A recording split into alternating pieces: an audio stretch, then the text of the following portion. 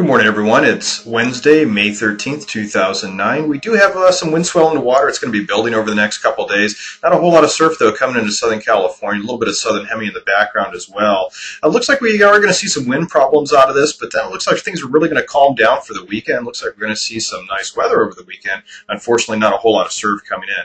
Next swell on the horizon looks to be happening somewhere around the 22nd, coming out of the southern hemisphere. Wanted to show you what's happened down in the southern hemisphere to bring that all together. This is what's going on in the models right now. Weather is responsible for our surf in the near term, and it's similar to what we saw last week. We've got high pressure sitting off the coast, low pressure down the Sea of Cortez. That high pressure system spinning clockwise, now low spinning counterclockwise. Right in between the two, that's the California coast. Those gradients, those lines that are going up and down, that's indicative of what's going to happen as far as winds. The tighter those lines are, those isobars, the stronger the winds. Taking a close-up, taking a look at a wind model off FN Mach, we can start seeing what's happening. This is a look at right now. We can see there's a lot of wind off the northern California coast. The strength of the wind here is shown in the different colors. And that yellow color into the blue, that's very strong. Those red things, those are wind barbs. And the more lines on the tail of those things, the stronger those winds are. And we can see that's coming from that north to south direction. And that's caused from those gradients. Taking a peek over at the Point Conception buoy, we can see what's been happening wind-wise. These are the wind strengths off the Point Conception buoy over the last couple days. And recently, those winds have been howling up around the 25-knot range.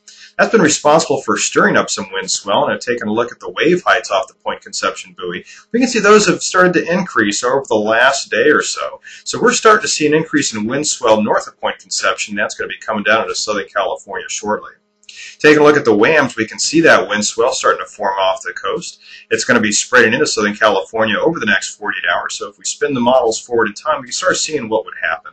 Not a whole lot else happening in the northern hemisphere, just that wind swell fetch kind of just persisting right along that Southern California coastline in varying degrees. Interestingly enough, not as much for the northern California coast, but a lot of this wind swell fetch just kind of hanging around the Southern California coast, in and around the Baja area, but just not a whole heck of a lot. And not a whole lot of change. And unfortunately, we're not seeing really any ground swell activity either. So it looks like just wind swell that we'll be seeing hanging off the Southern California coast.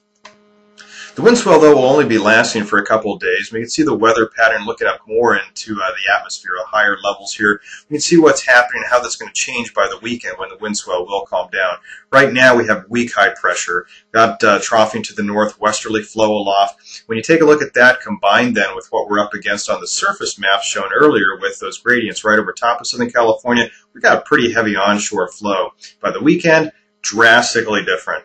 High pressure shown more in blue. You can see where Southern California is located. A strong area of upper level high pressure is going to be moving in over the area. That's going to start warming things up. We're not going to have any gradients either really along the California coast. So it doesn't look like we're going to see any wind issues either. Just probably more of a diurnal flow. The low that was around the Sea of Cortez would have dissipated by then, and the surface high would just be spreading with this one aloft and working in our favor. Taking a look at the long range down in the southern hemisphere, we see a little ray of hope. It may not look like much, but that's a little Antarctic system, a little something breaking off Antarctica, but that's expected to grow over the next few days. Wanted to show you how that's going to be progressing. That could bring us some swell in around the 22nd. So let's spin the models forward in time, see how that progresses. See a little bit of a northward movement. That's good news. Looking at 24 hours, a little bit of red. That means it's starting to gain some good momentum, moving a little bit more toward the north as it does. And then when we start getting 48 hours out and then toward the 60-hour models, we see nice progression. Northward movement, 30-foot seas. This is angled, though, about 170 to 180 degrees from Southern California. Not the best and most ideal angle for all south-facing breaks, but looks like we could definitely see something 22nd into the weekend of the 23rd. Does hold potential for chest to head high surf out of this, but once again, this is on a 60-hour model, and I'll need a few more days just to see how this progresses. So that's it in a nutshell. Looks like we're going to see some wind swell and some possible wind problems over the next 48 hours. Calmer weekend, though, smaller surf ahead for that. Not a whole lot else on tap, really, until possibly the 22nd when we see something come out of that Antarctic system. Could see possibly chest head high surf once again around the 22nd, 23rd. But got to see how that progresses over the next few days. If you want to get the ETAs on the swell, the wind, weather, tide, and more, you can always check out my SoCal Surf Report at wetsand.com.